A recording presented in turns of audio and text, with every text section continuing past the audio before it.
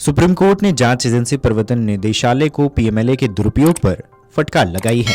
दरअसल supreme court ने एक आरोपी को जेल में रखने के लिए धन शोधन निवारण अधिनियम का प्रयोग करने पर प्रवर्तन निदेशालय को फटकार लगाई है और इसके साथ ही सवाल किया है कि क्या दहेज कानून की तरह इस प्रावधान का भी दुरुपयोग किया जा रहा है। मामले की सुनवाई के दौरान न्यायमूर्ति अभय एस और न्यायमूर्ति उज्जवल भुइयां की पीठ ने बुधवार को छत्तीसगढ़ के पूर्व आबकारी अधिकारी अरुणपति त्रिपाठी को जमानत देते हुए यह टिप्पणी की है। शीर्ष अदालत ने इस बात पर आश्चर्य व्यक्त किया है कि अगर शिकायत पर संज्ञान लेने वाले अदालती आदेश को छत्तीसगढ़ उच्च न्यायालय की तरफ से रद्द कर दिया गया तो आरोपी को हिरासत में कैसे रखा गया। पीठ ने पूछा है कि पीएमएलए यानी कि धन शोधन निवारण अधिनियम की अवधारणा यह नहीं हो सकती कि व्यक्ति को जेल में रखना चाहिए। यदि संज्ञान रद्द होने के बाद भी व्यक्ति को जेल में रखने की प्रवृत्ति है तो क्या कहा जा सकता है। देखिए 498 मामले में क्या हुआ। पीएमएलए का भी इसी तरह दुरुपयोग किया जा रहा है।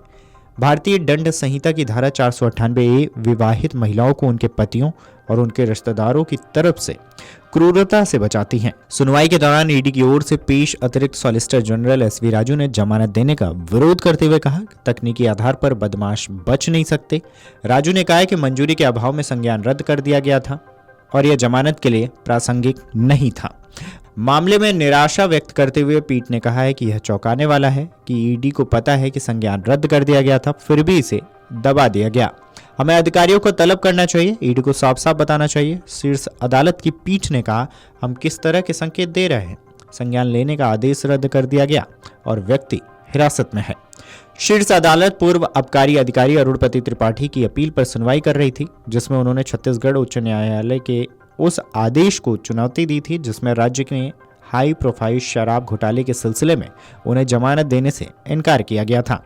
अरुणपति त्रिपाठी जो प्रतिनियुक्ति पर छत्तीसगढ़ राज्य विपणन निगम लिमिटेड के विशेष सचिव और प्रबंधन निदेशक के रूप में कार्यरत थे, उनको ईडी की जांच के बाद गिरफ्तार किया गया था। ईडी ने आर्थिक अपराध शाखा रायपुर का भारतीय दंड संहिता और भ्रष्टाचार निवारण अधिनियम की कई धाराओं के तहत दर्ज एक पूर्व निर्धारित अपराध के आधार पर जांच शुरू की।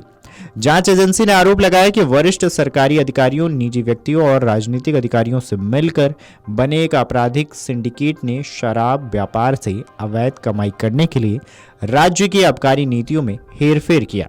वहीं आपको बता दें कि ईडी ने अरुणपति त्रिपाठी को 8 अगस्त 2024 को गिरफ्तार किया था, लेकिन छत्तीसगढ़ हाई कोर्ट ने 7 फरवरी 2025 को उनके खिलाफ शिकायत का संज्ञान लेने वाले स्पेशल कोर्ट के आदेश को यह कहते हुए रद्द कर दिया कि उन पर मुकदमा चलाने के लिए कोई मंजूरी नहीं ली गई है।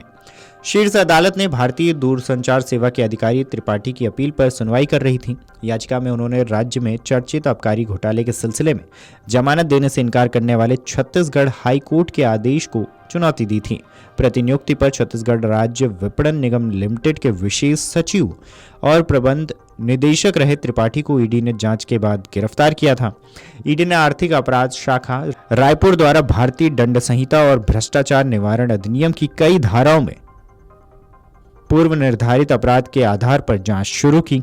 जांच एजेंसी ने आरोप लगाया कि वरिष्ठ सरकारी अधिकारियों, निजी व्यक्तियों और राजनीतिक पदाधिकारियों के एक आपराधिक सिंडिकेट ने शराब के व्यापार से अवैध कमाई करने के लिए राज्य की आबकारी नीतियों में हेरफेर किया। सुप्रीम कोर्ट ने जांच एजेंसी प्रवर्तन निदेशालय को पीएमएलए के दुरुपयोग पर फटकार लगाई है।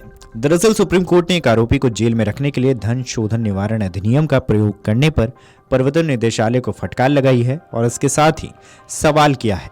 अमर उजाला जीवांजलि के सारथी की मदद लें और महाकुंभ में स्नान जरूर करें।